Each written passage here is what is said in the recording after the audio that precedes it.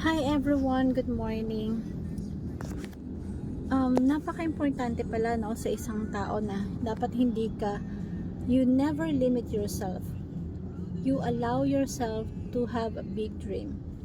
Why? Kasi kapag meron kang big dream, mararamdaman mo unti-unti kang tumataas yung self-esteem mo, nag-grow ka, nade-develop yung self-confidence mo, hanggang sa yung buong pagkatao mo nagle-level up. The way ka mag-isip, the way ka manamit, the way ka kumilos, dumadaan ka sa process into become unstoppable of getting your dreams.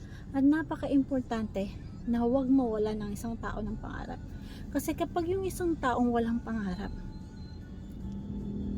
yun, nililimit niya yung sarili niya sa pangarap. Sila yung mga tao na they stop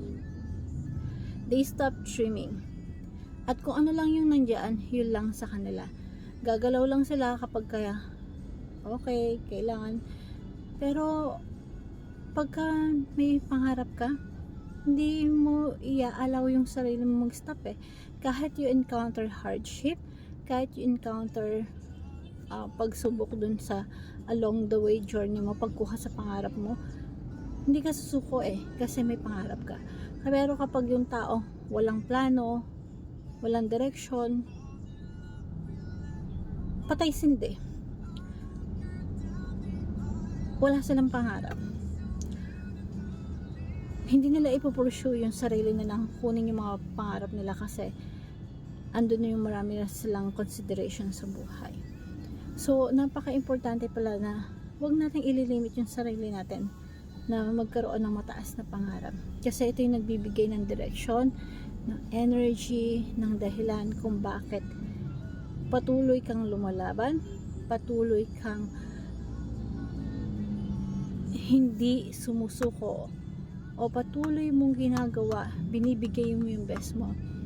Ito kasi yung nagbibigay sa atin ng kaya mo ibigay yung best mo para sa pangarap mo. Kasi pangarap mo yan. Kasi sa'yo yun.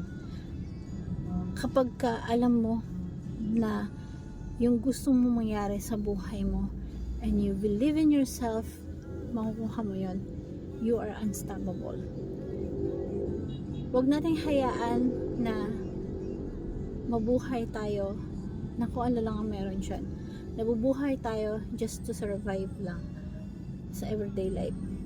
Kailangan may kalakip nun, meron tayong pangarap. Yung pangarap na magbibigay sa atin ng direksyon, ng motivation, why we survive. Hope na may natutunan po tayo. Thank you everyone and God